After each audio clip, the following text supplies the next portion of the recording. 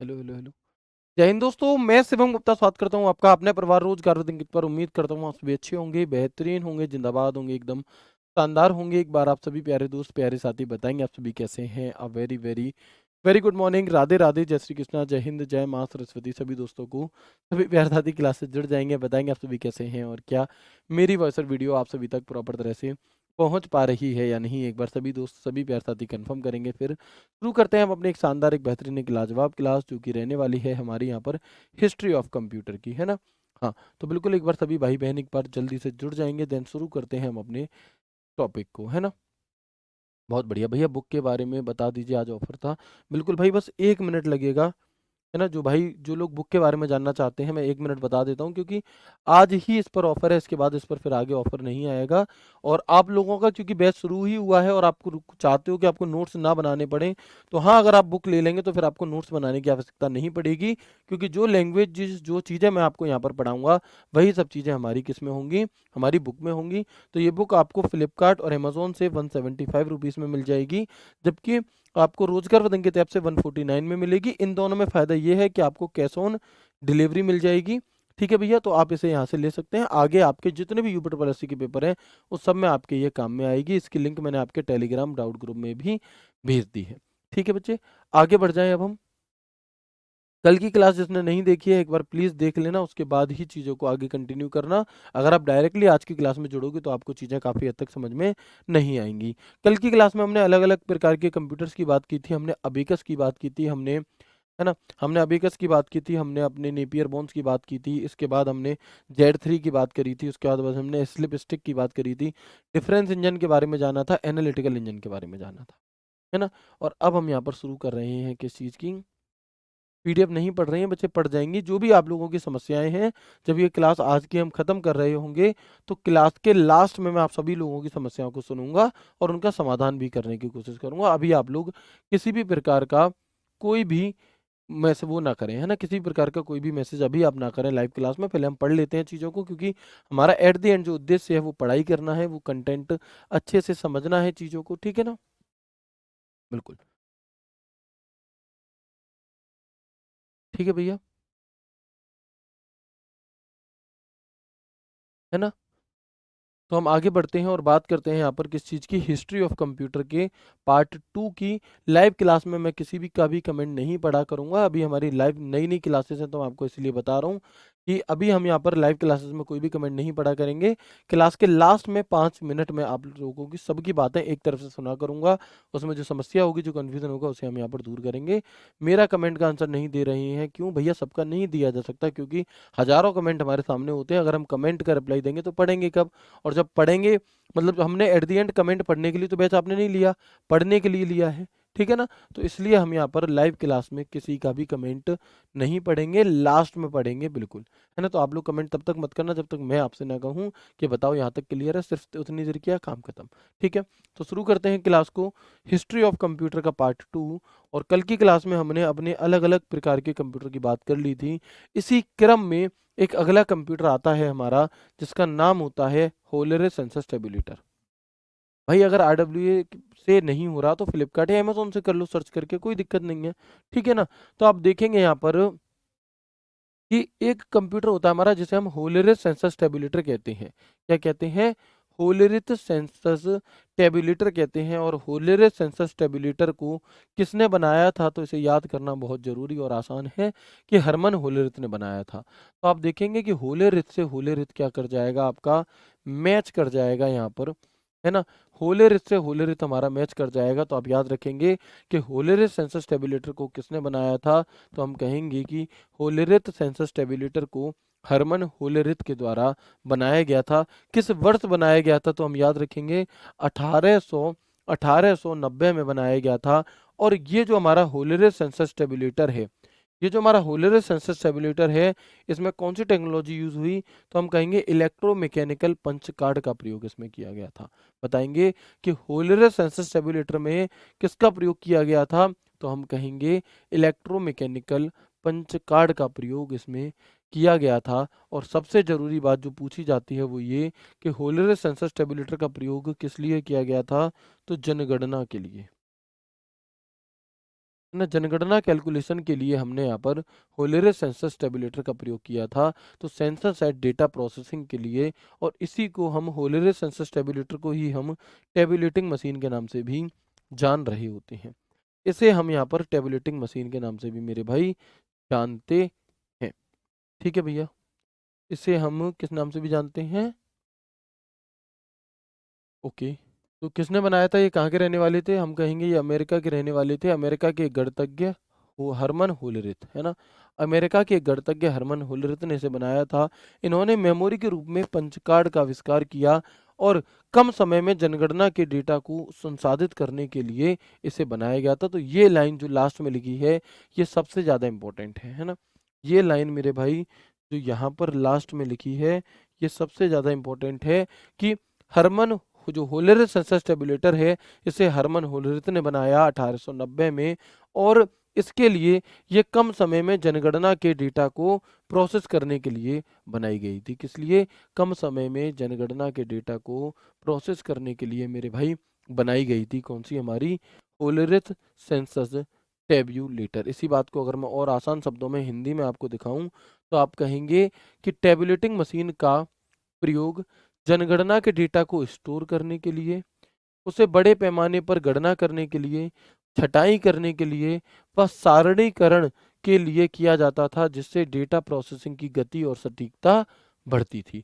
Overall अगर मैं इस पूरे कॉन्सेप्ट का बात करूं, इस पूरे की, तो ऐसे एज इट इज आपको याद नहीं करना है। आपको सिर्फ इतना समझना है कि जो होलेरिस सेंसस टेबुलेटर है, इसे हरमन होलेरिथ ने बनाया था और जनगणना से संबंधित, बस जहां भी जनगणना मिल जाए समझ जाओ होलेरिस सेंसस टेबुलेटर की बात हो रही है। जनगणना के डेटा को इकट्ठा करने के लिए, स्टोर करने के लिए, उसे बड़े लेवल पर कैलकुलेट करने के लिए, उसे क्लासिफाइड करने के लिए, छटाई करने के लिए, उसकी कितने मेल है, कितने फीमेल है, कितने 80 साल से ऊपर है, इन सब कामों के लिए किसका प्रयोग किया गया था? तो हम कहेंगे होलेरिस सेंसस टेबुलेटर का प्रयोग किया गया था। ठीक है भाई? ठीक है, तो एक बार बताओ इसमें कोई दिक्कत तो नहीं है?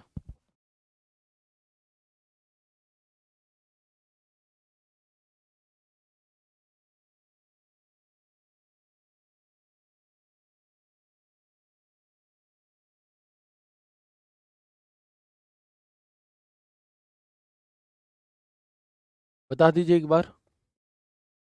क्या यहाँ तक की बातचीत क्लियर है? आपको कोई दिक्कत नहीं है ना? Very good. तो अब हम आगे बढ़ते हैं और अगले कंप्यूटर की तरफ चलते हैं, जिसका नाम है हमारा जेड 3 कंप्यूटर, है ना? जेड 3 कंप्यूटर, क्योंकि हम इन्हें एक साथ पढ़ रहे हैं तो हमें कन्फ्यूजन होता है और हमें ये सब एक जैसे लगते हैं। लेकिन जब मैं लास्ट में आपको एक शॉर्ट रिवीजन के तौर पर कुछ दूंगा और जब मैं आपको एमसीक्यूज कराऊंगा तो आप अपने आप इन्हें कर पाएंगे। ठीक है ना?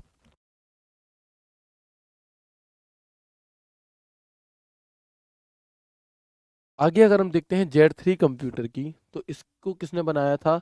कॉनराड ज्यूस के द्वारा इसे बनाया गया था। कब? 1941 में। और इसमें किसका प्रयोग किया गया था? तो इलेक्ट्रोमैकेनिकल रिले का प्रयोग इसमें किया गया था।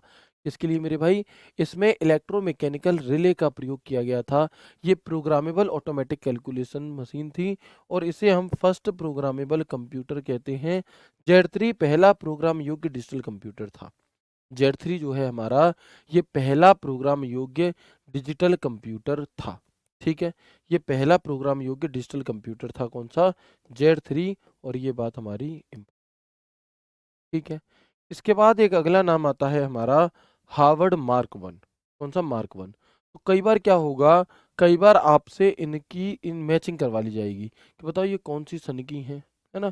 कौन सी सन की है, इस तरीके से। तो आप देखोगे कि जो हार्वर्ड मार्क 1 है, इसे हार्वर्ड आइकन के द्वारा बनाया गया था। कई बार इसे हार्वर्ड आइकन मार्क 1 ना कह करके सिर्फ मार्क 1 कंप्यूटर भी हम कह देते हैं, है ना? जिसे हम सिर्फ और सिर्फ मार्क 1 कंप्यूटर भी कह देते हैं। इसे कब से कब तक बनाया गया था? तो 1937 से 44 तक इस पर काम चला था। इसमें किसका प्रयोग हुआ? इसमें भी इलेक्ट्रोमैकेनिकल रिले का प्रयोग हुआ। इसका यूज़ किस लिए करते थे? तो साइंटिफिक यानी कि वैज्ञानिक और मिलिट्री कैलकुलेशंस के लिए इसका प्रयोग किया जाता था। और जो हमारा इसका अनदर नेम है, मतलब आपसे ये पूछा जाएगा कि बताओ मार्क 1 कंप्यूटर का अनदर नेम क्या है हमारा, तो हम कहेंगे कि मार्क 1 कंप्यूटर का अनदर नेम है ऑटोमेटिक सीक्वेंस कंट्रोल्ड कैलकुलेशन। और ये पूछी जा सकती है कि बताओ जो मार्क वन कंप्यूटर है इसका दूसरा नाम क्या है, अनदर नेम क्या है? तो हम कहेंगे automatic sequence controlled calculator. Automatic sequence controlled calculator mark one युद्धकालीन गणनाओं के लिए प्रयोग हुआ। इसका यूज हमने किस लिए किया? युद्धकालीन गणनाओं के लिए इसका प्रयोग हुआ था आपका। और यही बात यहाँ पर लिखी है कि मार्क वन का आधिकारिक नाम क्या था। तो इस पूरे में अगर मैं सबसे ज्यादा इंपॉर्टेंट कुछ बताऊं तो वो ये है, एक तो इन्वेंट किसने किया, किस वर्ष हुआ, है ना, और काम क्या था युद्धकालीन गणनाओं के लिए, ठीक है आपका। और इसकी जो ये है हमारी, इसका दूसरा नाम क्या था, AS-CC बस। के अलावा हमारा इसमें कुछ भी और जरूरी नहीं है मार्क वन में। अच्छा, यहाँ पर एक नाम लिखा हुआ है IBM। इस IBM का मतलब क्या है? तो जो हार्वर्ड आइकन थे ये IBM कंपनी में काम करते थे। IBM में कंपनी रह चुकी है आपकी इंटरनेशनल बिजनेस मशीन, ठीक है। तो मार्क वन को पहले प्रोग्रामेबल इलेक्ट्रोमैकेनिकल कंप्यूटर में से एक माना जाता है। और इस कंप्यूटर में डेटा को हाथ से, यानी कि हमें मैन्युअली दर्ज करना होता था। और डेटा स्टोरेज के लिए इसमें मैग्नेटिक ड्रम का प्रयोग किया गया था। इसे विश्व का प्रथम प्रोग्राम योग्य डिजिटल कंप्यूटर माना जाता है। अब आप यहाँ पर कंफ्यूज होंगे कि भैया यही लाइन तो आपने अभी हमें Z3 में बताई कि पहला प्रोग्राम योग्य डिजिटल कंप्यूटर, और यही लाइन आप हमें यहाँ बता रहे हैं कि प्रथम प्रोग्राम योग्य डिजिटल कंप्यूटर। तो इन दोनों में अंतर क्या है फिर बताओ? ये जो आपका mark one Harvard mark one computer है इसमें और आपका Z3 में, इन दोनों में डिफरेंस क्या है जब दोनों एक ही बात है? तो मेरे भाई देखो, कंप्यूटर में जब हम इस टॉपिक को पढ़ेंगे तो कई जगह पर आपको कंफ्यूजन होगा। क्योंकि हुआ क्या कि जैसे अगर मैं आपको एक एग्जांपल दूं, ये जो सबसे पहला सुपर कंप्यूटर है वो CDC 6600 बना था। लेकिन वो उस लेवल पर फेमस नहीं हुआ जिस लेवल पर क्रेवन हुआ। तो हम क्रेवन को भी पहला सुपर कंप्यूटर कह देते हैं। आंसर क्या लगाया जाएगा? तो आंसर डिपेंड करेगा ऑप्शन पर। अगर दोनों दे दिए जाए तो पहले जो आया था उसे ही लगाएंगे, लेकिन अगर दोनों नहीं दिए जाएंगे तो ऐसे करके हो जाता है। तो आप देखो कि Z3 जो है हमारा, ये बात भी ठीक है कि इसे पहला प्रोग्रामिंग और डिजिटल कंप्यूटर कहा जाता है। लेकिन कई बार Z3 ऑप्शन में नहीं होगा, आपको मार्क वन मिल जाएगा। आप कहोगे दोनों मिल जाएंगे तो क्या करेंगे? तो हम Z3 को प्राथमिकता देंगे। तो हम Z3 को प्राथमिकता देंगे। लेकिन कई बार हिस्ट्री ऑफ कंप्यूटर वाले चैप्टर में ऐसा देखने के लिए मिलता है कि एक चीज को ही दो दो नाम दिए जा रहे हैं क्योंकि एक ज्यादा फेमस हो गई, एक कम फेमस रह गई, ठीक है। तो इस चीज से बहुत ज्यादा परेशान मत होना। हालांकि ये बातें एग्जामिनर को भी पता है कि ऐसा कंफ्यूजन होता है, इसलिए एग्जामिनर ऐसा कोई भी सवाल नहीं पूछता जिससे कि आपको कंफ्यूजन हो या किसी भी प्रकार की कोई समस्या हो। ठीक है भैया जी, है ना। तो ये कंफ्यूजन मैंने आपको साथ के साथ दूर कर दिया क्योंकि जब आप इसे बाद में पढ़ते तो आपको ये जरूर दिक्कत करता। अच्छा, IBM कंपनी की बात जो मैंने अभी अभी की, तो IBM की फुल फॉर्म क्या है? हम कहेंगे इंटरनेशनल बिजनेस मशीन है IBM की फुल फॉर्म। IBM की फुल फॉर्म क्या है मेरे भाई? हम कहेंगे इंटरनेशनल बिजनेस मशीन है। और इसे कब बनाया गया था, इसकी स्थापना कब हुई थी? तो 16 जून 1911 को हुई थी। हेडक्वार्टर इसका न्यूयॉर्क में है। और IBM का पुराना नाम था CTR, यानी कि कंप्यूटिंग टेबुलेटिंग रिकॉर्डिंग कंपनी, है ना। और इसका नाम कब बदला गया? तो 1924 में इस CTR कंपनी का नाम बदल करके IBM रख दिया गया। तब मेरे भाई हम कहेंगे 1924 में इस कंपनी का नाम बदल करके यहाँ पर क्या रख दिया गया था? इस कंपनी का नाम बदल करके मेरे भाई हमारा IBM रख दिया गया था। और IBM की फुल फॉर्म क्या है? तो हम कहेंगे इंटरनेशनल बिजनेस मशीन है। तो एक बार भैया प्लीज मुझे थोड़ा सा यस करके बता दो कि भैया याद तो नहीं हुआ है सब कुछ, लेकिन हाँ थोड़ा थोड़ा समझ में आ रहा है। ये टॉपिक थोड़ा सा कंफ्यूजिंग है, लेकिन मैंने इसे स्टार्टिंग में इसलिए रखा कि किसी भी बच्चे को ये ना लगे कि बिल्कुल बेसिक से चीज़ों को लेकर के नहीं चल रहे हैं। लेकिन बेसिक तो ठीक है, लेकिन सबसे ज़्यादा कंफ्यूजिंग पॉइंट, सबसे ज़्यादा फैक्ट इसी में है जो तुम्हें याद रखने पड़ते हैं। इसलिए मैं इस चैप्टर को थोड़ा बाद में पढ़ाना प्रेफर करता हूँ। लेकिन क्रम की अगर हम बात करें तो क्रम में यही आ जाता है। तो अगर थोड़ा कम भी याद हो रहा है तो उससे परेशान मत होना, एक बार में 100% याद नहीं होगा। लेकिन जब आप कई बार देखोगे ना चीज़ों को ठीक तरह से तो आ जाएगा, समझ में भी आएगा, क्वेश्चन भी बनेंगे, मैं खुद क्वेश्चन आपको करवाऊंगा, है ना। ये मेरी जिम्मेदारी है। आगे बढ़ेंगे।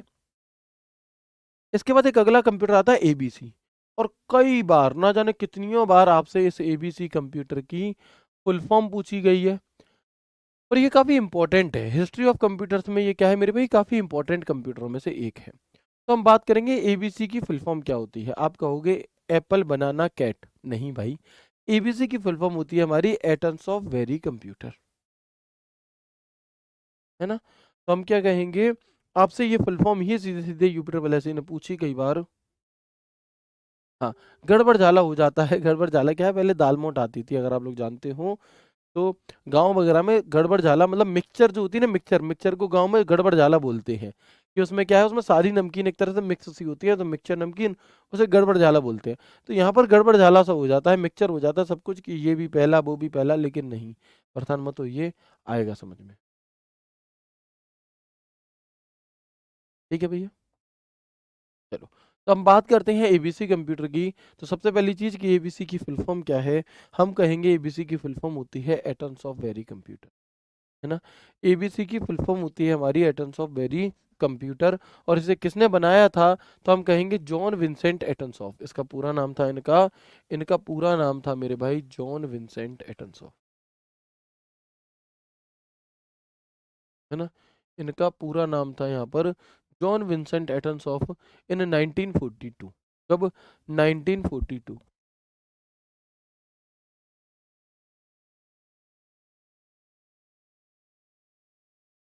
इन 1942 में इसे बनाया गया था जॉन विंसेंट एटनसॉफ के द्वारा। और इसमें वैक्यूम ट्यूब और बाइनरी प्रणाली का प्रयोग हुआ था, पर यह प्रोग्राम योग्य नहीं था। यानी कि पहले कंप्यूटर की बात ध्यान रखेंगे कि ये जो एबीसी कंप्यूटर है ये प्रोग्रामेबल नहीं था।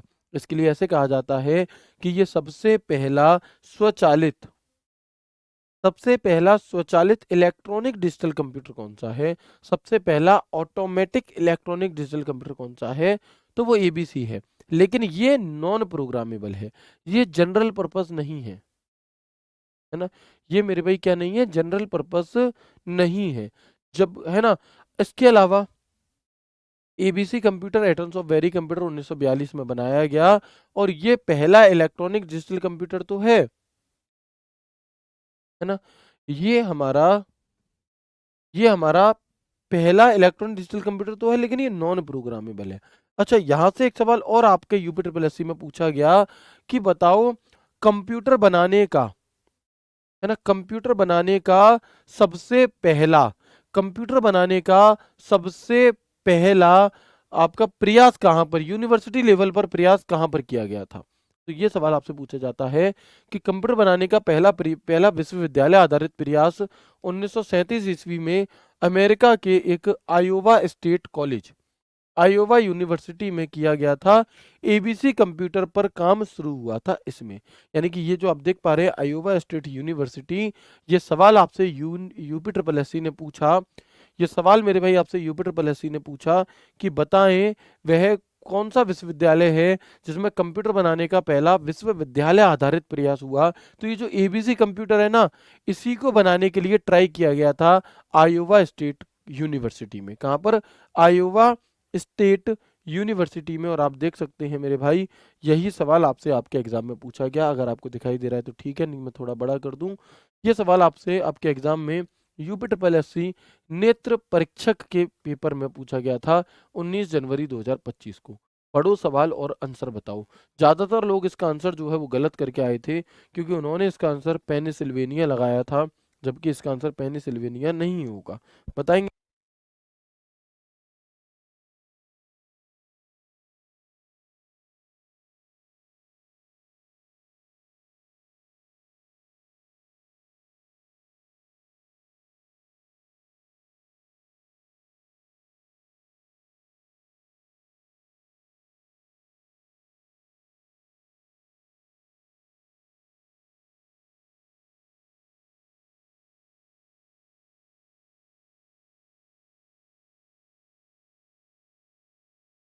है ना भैया। कितनी गहराई से पूछा है सर भाई, इससे भी ज्यादा गहराई से चीजें पूछी हैं एग्जामिनर ने, है ना। मतलब सच में यूपी ट्रिपल एससी का लेवल ही अलग है भाई, है ना। वो जब तक चाहेगा नहीं ना एग्जामिनर कि आप आंसर सही करो, तो हम और आप कितनी भी मेहनत क्यों ना कर लें, हम और आप आंसर सही कर ही नहीं पाएंगे। बस हाँ, इसका फायदा हमें इतना मिल जाता है कि अगर कठिन आता है तो सबके लिए कठिन है, फिर उसकी कट ऑफ कम जाती है। जैसे एजीटीए वाले जो साथी हैं हमारे, इन्हें पता होगा कि इनका जो पहला वाला पेपर था। मतलब इनका जो हमारा सॉरी इनकी जो डीवी के लिए जो कट ऑफ गई है वो 28 नंबर गई है, क्योंकि इनका पेपर अनएक्सपेक्टेड पूछ लिया गया था, बहुत ही कठिन पूछ लिया गया था।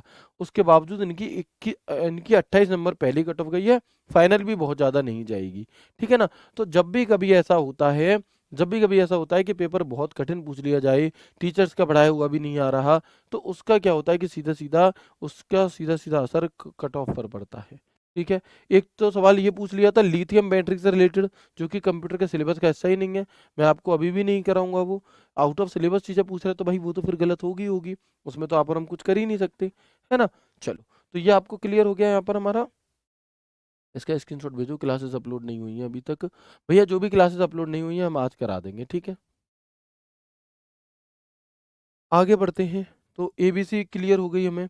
अच्छा, एबीसी के बाद एक अगला नाम आता है एनियाक कंप्यूटर का, और ये कुछ कंप्यूटर हैं जैसे कि एनियाक, एडवेक, एडसेक, ये वाले, तो ये काफ़ी इंपॉर्टेंट है ना। एनियाक की एक तो फुल फॉर्म आपसे पूछी जाती है कि एनियाक कंप्यूटर की फुल फॉर्म क्या होती है हमारी, तो हम कहेंगे एनियाक की फुल फॉर्म बहुत ज़्यादा इंपॉर्टेंट है, electronic numerical integrator and computer होती है। एनियाक की फुल फॉर्म क्या होगी मेरे भाई, तो हम कहेंगे, है ना, तो हम कहेंगे मेरे भाई, हाँ, है ना, एनियाक की फुल फॉर्म क्या होती है, electronic numerical integrator and computer होती है। और इस एनियाक को किसने बनाया था, हम कहेंगे एनियाक को जेपी एकर्ट एंड जॉन मॉचली। किसने, ये दो दोस्त हैं आपके, जेपी एकर्ट एंड जॉन मॉचली, इन दोनों मित्रों ने मिलकर के इस एनियाक कंप्यूटर को बनाया। किस वर्ष में बनाया, तो 1946 में बनाया। कौन सी टेक्नोलॉजी यूज़ की, तो मेरे भाई इन्होंने वैक्यूम ट्यूब्स का इस्तेमाल इसमें किया था। ये हाई स्पीड जनरल कैलकुलेशंस के लिए बना था, और इसे पहला इलेक्ट्रॉनिक कंप्यूटर हम कहते हैं। पहला इलेक्ट्रॉनिक कंप्यूटर प्रोग्रामेबल और जनरल पर्पस।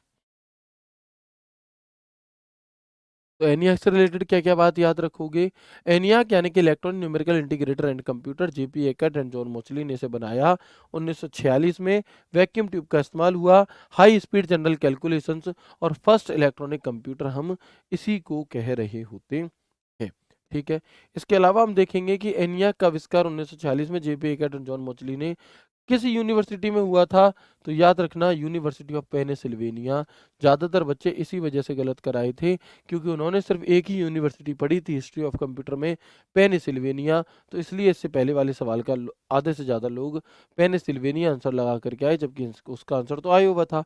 पेनिसिल्वेनिया किसका होगा, जब एबीसी कंप्यूटर के बारे में पूछेगा तो आंसर होगा हमारा, जब एबीसी के बारे में पूछेगा मेरे भाई तो आंसर होगा हमारा आयोवा, और जब एनियाक के बारे में पूछेगा तो आंसर होगा हमारा पेनिसिल्वेनिया, ठीक है, बिल्कुल। इसके बाद यह विश्व का पहला पूर्ण इलेक्ट्रॉनिक डिजिटल कंप्यूटर था, प्रोग्रामेबल भी था, है ना। यह विश्व का पहला पूर्ण इलेक्ट्रॉनिक डिजिटल कंप्यूटर प्रोग्रामेबल था। और एनियाक का प्रयोग किस लिए किया गया था, ये लाइन भी काफ़ी इंपॉर्टेंट है, तो हम याद रखेंगे कि एनियाक कंप्यूटर का प्रयोग बैलिस्टिक प्रक्षेप वक्र गणनाओं के लिए, यानी कि अगर मैं सरल भाषा में कहूँ तो हम कहेंगे बैलिस्टिक ट्रेजेक्टरी कैलकुलेशंस, यानी कि तोप खाने की फायरिंग टेबल को कैलकुलेट करने के लिए किया गया था किसका प्रयोग, एनियाक कंप्यूटर का प्रयोग। किस लिए, तो हम कहेंगे तोप खाने की फायरिंग टेबल को कैलकुलेट करने के लिए। वह यह अमेरिकी सेना के लिए तोपखाने की फायरिंग टेबल की गणना करता था। If it calculated artillery firing table of the for the US military, और एनियाक में प्रोग्राम करने की सुविधा नहीं थी। एनियाक आपका जितने भी कंप्यूटर आपने पढ़े हैं इन सब में सबसे ज़्यादा ज़रूरी होता है हमारा कौन सा कंप्यूटर मेरे भाई, एनियाक कंप्यूटर, ठीक है दोस्त। तो यहाँ तक बात में कोई दिक्कत आपको नहीं होनी चाहिए। आप देख सकते हैं कि ये हमारा जेपी एकट और जॉन मोचली दोनों लोग लगे हुए हैं मेहनत करने में, और ये आपका क्या है, एनियाक कंप्यूटर आपके सामने, है ना।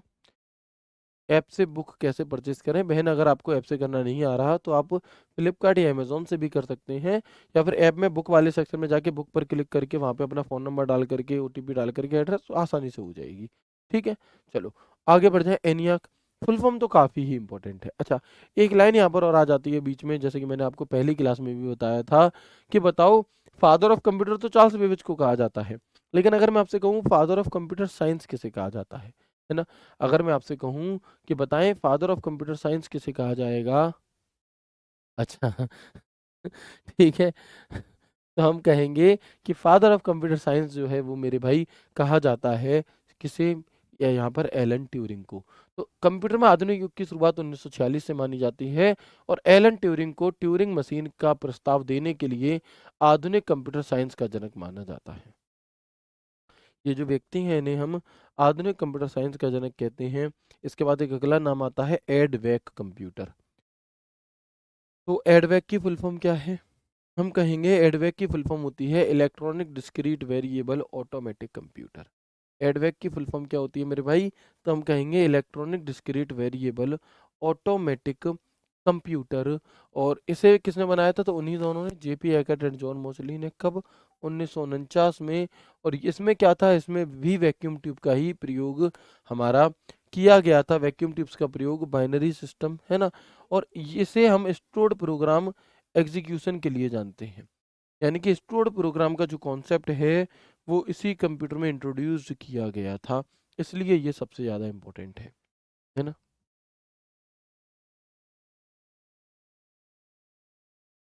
ठीक है भैया।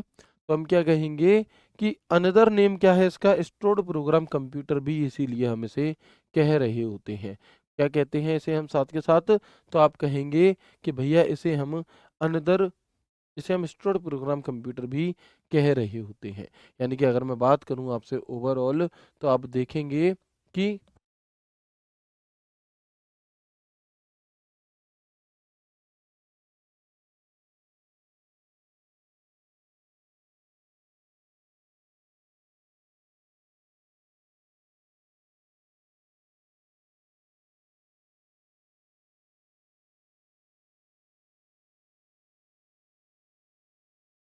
है ना, आगे बढ़ जाएं तो ये क्या है हमारा? स्टोर्ड प्रोग्राम एग्जीक्यूशन, यानी कि स्टोर्ड प्रोग्राम कंप्यूटर हम इसे कहते हैं एडवेक कंप्यूटर में हमारी।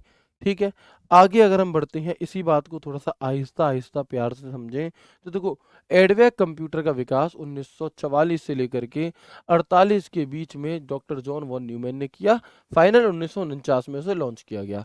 जॉन वॉन न्यूमैन और जेपी हैकेट की टीम के द्वारा किया गया। इस लाइन को थोड़ा सा करेक्ट कर लो, अदरवाइज आपको कंफ्यूजन हो सकता है। क्या?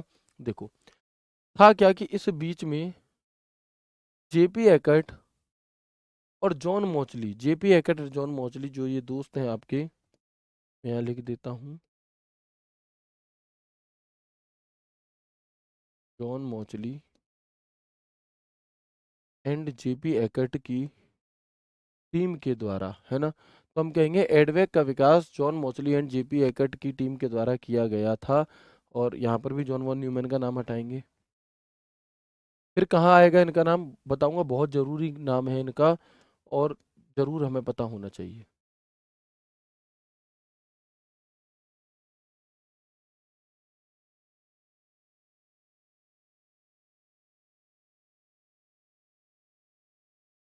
अब समझो कि जो आपका एडवेक कंप्यूटर है हमारा, कौन सा मेरे भाई? जो एडवेक कंप्यूटर है, इसका विकास 1944 से 48 तक जेपी एकट जॉन मॉचली की टीम ने किया था। और एडवेक में डेटा और निर्देश को, इंस्ट्रक्शंस को स्टोर करने की क्षमता थी, जबकि इससे पहले वाले जो कंप्यूटर थे उसमें कुछ भी स्टोर नहीं होता था। लेकिन इस वाले कंप्यूटर में, यानी कि एडवेक में, आपका डेटा और इंस्ट्रक्शंस को स्टोर करने की क्षमता थी। एडवेक लगभग 1952 में कार्यशील हुआ, और इसे स्टोर्ड प्रोग्राम कंप्यूटर माना जाता है, क्योंकि इसमें कॉन्सेप्ट दिया गया था कौन सा? स्टोर्ड प्रोग्राम का, कि इसमें प्रोग्राम भी स्टोर किया जा सकता है। अब वो कॉन्सेप्ट किसने दिया? सवाल यहीं से पूछा जाता है कि वो कॉन्सेप्ट किसने दिया। तो एडवेक के लिए जॉन वॉन न्यूमैन ने स्टोर्ड प्रोग्राम कॉन्सेप्ट दिया। किसने दिया? तो जॉन वॉन न्यूमैन इस स्टोर्ड प्रोग्राम कॉन्सेप्ट को देने वाले व्यक्ति थे, जिसमें डेटा और प्रोग्राम एक ही मेमोरी में स्टोर होते हैं, जिसे वॉन न्यूमैन आर्किटेक्चर कहा जाता है ना? कि इसमें क्या फंक्शन था जिसमें डेटा और प्रोग्राम एक ही मेमोरी में एक साथ स्टोर हो सकते थे। For ADVAC, John von Neumann proposed the stored program concept where data and instructions are stored in the same memory, known as the von Neumann architecture, है ना? known as the von Neumann architecture। और इन्हीं को क्या कहा जाता है? इन्हीं को मेरे भाई कहा जाता है आपका। अगर आपसे ये पूछा जाए कि फादर ऑफ कंप्यूटर आर्किटेक्चर तो वो कौन है, या फिर father of stored program concept वो कौन है, तो इन दोनों के लिए एक ही नाम आता है हमारा, जॉन वॉन न्यूमैन, है ना। इन दोनों के लिए एक ही नाम आता है हमारा, जिनका नाम है जॉन वॉन न्यूमैन। ठीक है, क्या नाम आता है हमारा, जॉन वॉन न्यूमैन। तो ये बात आपकी सबसे ज़्यादा इंपॉर्टेंट जो है वो इस एडवेक वाले कंप्यूटर में है। और यहाँ से देखो, अब मैं आपको अगेन एक बार दिखाना चाहूँगा कि यहाँ से आपसे सवाल क्या पूछा गया है। ये सवाल पूछा गया था UPSC एक्सरे टेक्नीशियन के पेपर में। इस सवाल को पूरा पढ़ो और आंसर आप बताओ अपने लेवल पर क्या हो।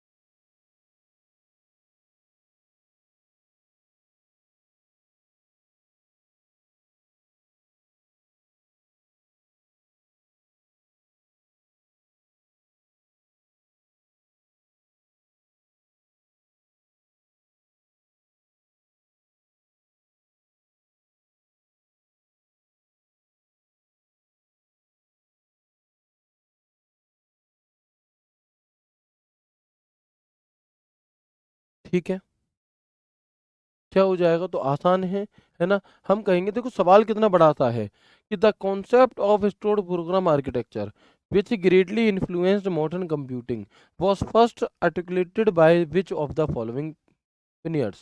यानी कि स्टोर प्रोग्राम आर्किटेक्चर की अवधारणा जिसने आधुनिक कंप्यूटिंग को प्रभावित किया, सबसे पहले निम्नलिखित में से किस अग्रदूत द्वारा दी गई थी। Steve Jobs. अब देखो ऑप्शन कैसे हैं, Bill Gates, Grace Hopper, von Neumann, John von Neumann. तो आपको ऑप्शन एलिमिनेशन ट्रिक जरूर जरूर से आनी चाहिए, है ना। अब एक बार मुझे ये बताओ कि इसके आगे और बताया जाए या फिर आपको एक बार रिवीजन करा दिया जाए, क्योंकि यहाँ पर फैक्ट ही फैक्ट ज़्यादा हैं। तो मैं 1.5 घंटे की क्लास लूँ, 1 घंटे की पूरी क्लास लूँ, उसका महत्व नहीं बचेगा। सरल चैप्टर होगा तो हम 1 घंटे की पूरी क्लास लेंगे, यहाँ पर 55 मिनट 60 मिनट की क्लास लेंगे। लेकिन क्योंकि ये थोड़ा सा बोरियत सा चैप्टर है और क्योंकि इसमें सिर्फ और सिर्फ फैक्ट ही फैक्ट याद ही याद करना है, कंफ्यूजिंग है, तो इसलिए हम थोड़ा सा छोटा लेकर के चलेंगे, जैसे हमने कल करा था, है ना। अगर नोट्स बना लें तब बुक की नीड तो नहीं है मेरे भाई। देखो, नोट्स से बुक की पूर्ति नहीं हो सकती, बुक से नोट्स की हो सकती है, क्योंकि बुक में हमारे प्रीवियस ईयर क्वेश्चंस भी दिए हैं, एक्सपेक्टेड क्वेश्चंस भी आपके दिए हैं, है ना। एक्सपेक्टेड क्वेश्चंस भी दिए हैं, लेकिन बुक आप नोट्स तो सिर्फ नोट्स ही नोट्स बनाओगे, है ना। तो मैक्सिमम लोग जो है वो सभी का कहना है कि भैया एक बार रिवीजन करा दीजिए जो भी कुछ आपने शुरू से लेकर अब तक पढ़ाया है उसका। ठीक है भाई, एक बार रिवीजन कर लेते हैं। ठीक है, तो सबसे पहले हम बात कर रहे थे आज की क्लास में, हमने बात की होलरे सेंसस टेबुलेटर की। और जितनी बातें मैं बोलूंगा सिर्फ और सिर्फ उतनी ही बातें ध्यान से सुनना। जितनी बातें मैं बोलूँगा सिर्फ उतनी ही बातें आप ध्यान से सुनना। कि होलरे सेंसस स्टेबिलिटर को किसने बनाया, हरमन होलरिथ ने बनाया।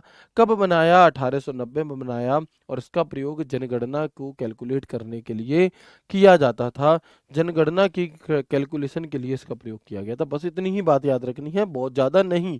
एज इट इज शब्द याद नहीं रखने। जेड 3 कंप्यूटर, तो जेड 3 कंप्यूटर को कॉनराड जूस के द्वारा बनाया गया था और इसे पहला प्रोग्राम योग्य डिजिटल कंप्यूटर माना जाता है। फिर इसके बाद नाम आया मार्क 1 का। तो हार्वर्ड आइकन ने हार्वर्ड मार्क 1 बनाया। और ये जो हार्वर्ड आइकन है ये IBM कंपनी में काम करते थे, है ना। ये IBM कंपनी में काम करते थे साइंटिफिक एंड मिलिट्री कैलकुलेशन के लिए। और इसका अलग नाम था ASCC। ASCC यानी कि ऑटोमेटिक सीक्वेंस कंट्रोल्ड कैलकुलेटर। क्या था, ऑटोमेटिक सीक्वेंस कंट्रोल कैलकुलेटर। और मार्क 1 युद्धकालीन गणनाओं के लिए प्रयोग किया गया था, है ना। चलो, इसके अलावा मार्क 1 हो गया हमारा। इसके बाद अगला नाम हमने IBM के बारे में जाना, ABC कंप्यूटर। ये काफ़ी इंपॉर्टेंट है। ABC की फुल फॉर्म होती है हमारी एटम्स ऑफ वेरी कंप्यूटर। और इसे जॉन विंसेंट एटम्सऑफ के द्वारा बनाया गया।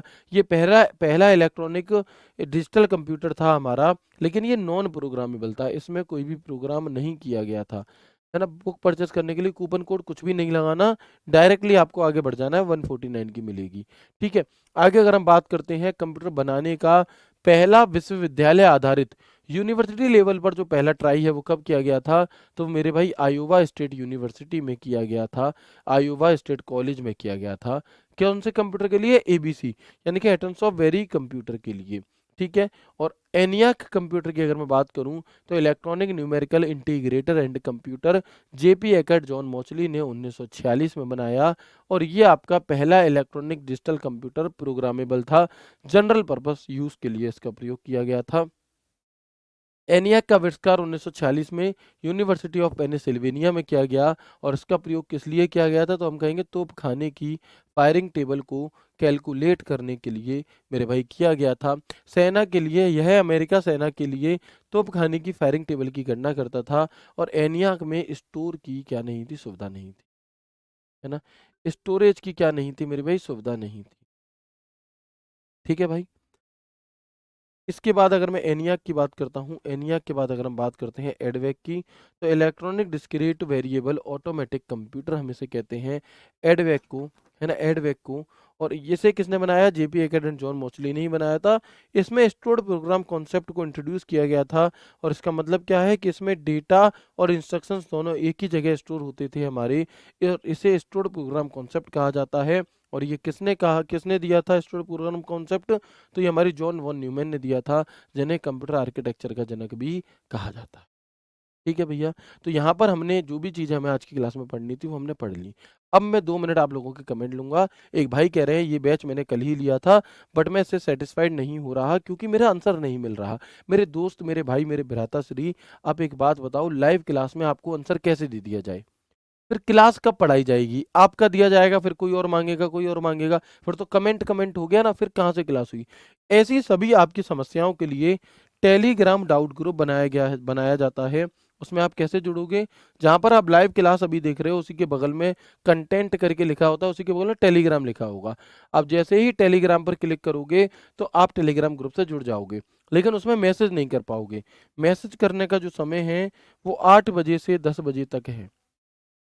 और आप 1 घंटे में 1 ही मैसेज कर सकते हो, यानी कि 2 घंटे में 2 ही मैसेज कर सकते हो, जिससे कि आप ज़्यादा से ज़्यादा पढ़ पाओ चीज़ों को, ज़्यादा से ज़्यादा चीज़ें अच्छे से कर पाओ, है ना? और आपको क्या हो, आपका समय ज़्यादा खराब ना हो। सिर्फ़ जो काम का डाउट है आपका, उसे ही आप कहाँ पर पूछें, है ना? उसे ही आप मेरे भाई कहाँ पर पूछें, इस टेलीग्राम डाउट ग्रुप में पूछें, ठीक है? तो जो भी आप लोगों की समस्या हैं, विवेक सर के घर पर दिक्कत हुई है, दादी माँ उनकी देहांत हुआ है, तो इसलिए कुछ दिन क्लासेस नहीं होंगी। सोनिका मैम जो बच्चे एएसओ वाले हैं, उन्होंने भी मैसेज डाला था, आज किसी वजह से उनकी भी क्लास नहीं हो पाएगी, बाकी कंटिन्यू करेंगे। ये क्लासेस अभी हम शुरू में आपकी मंडे टू फ्राइडे रखेंगे, फिर कुछ दिनों बाद, जैसे मेरी मंडे टू फ्राइडे रहेगी केसपाल सर की, लेकिन जो फार्मेसी वाले सर हैं जिनकी ज़्यादा क्लासेस मतलब सिलेबस जल्दी कराना है, उनकी हम मंडे टू सैटरडे रखेंगे। ठीक है भैया। तो मैं उम्मीद करता हूँ चीज़ें अच्छी लगी होंगी। किताब लेनी है, कहाँ से लेनी है भाई, मैं अगेन बता देता हूँ, रोजगार with अंकित एप्लीकेशन से ले सकते हो आप, अमेजॉन फ्लिपकार्ट से भी ले सकते हो। आप जा करके आप रोजगार with अंकित एप्लीकेशन में जाओ और वहां पर आपको बुक का ऑप्शन मिलता है। कौन सा? बुक। उस बुक पर आप जैसे ही क्लिक करेंगे तो आपके सामने अलग अलग बुक आ जाएंगे। इन बुक पर भी है और बुक पर भी ऑफर है। जो भी आपको अपनी पढ़ाई के लिए उचित लगे उसे आप, जैसे ये है हमारे फ़ोन में, इस बुक पर जाओगे, बुक्स पर, तो यहाँ पर आपको दिखाई दे रही होगी यूपी पुलिस गागर में सागर, ठीक है। फिर ये यूपी पुलिस, फिर ये यूपी पुलिस गागर में सागर, फिर ये अमेजोन लिंक, ठीक है। फिर हमें यहाँ पर कंप्यूटर की ये वाली मिल जाएगी, फ्लिपकार्ट से लेनी है तो ये, है ना, अमेजोन से लेनी है तो ये, और यहाँ से लेनी है तो ये, ठीक है। अगर मान लो इससे लेनी है रोजगार उदय के एप्लीकेशन से, बाय नाउ पर क्लिक करोगे तो फिर आपके सामने यहाँ पर इस तरीके से ये 149 में दिखाई देगी। बाय नाउ पर क्लिक करके फ़ोन नंबर डाल करके आपका ये ऑर्डर हो जाएगा, ठीक है। कूपन कोड कुछ भी नहीं डालना। इससे ना आ रही हो तो आप फ्लिपकार्ट से या अमेजोन से ले सकते हैं। रिवीजन कराओ सर, भाई रिवीजन करा दिया है। मिलते हैं आपसे मंडे को एक नए एक शानदार सेशन के साथ। तब तक ख्याल रखिए अपना, खुश रहिए। सर आपसे ही पढ़कर एजीटी में 15 में से 11 किए थे, बहुत अच्छे भाई, है ना। आगे के लिए मेहनत करते रहिए। तब तक के लिए राधे राधे, जय श्री कृष्णा, जय हिंद।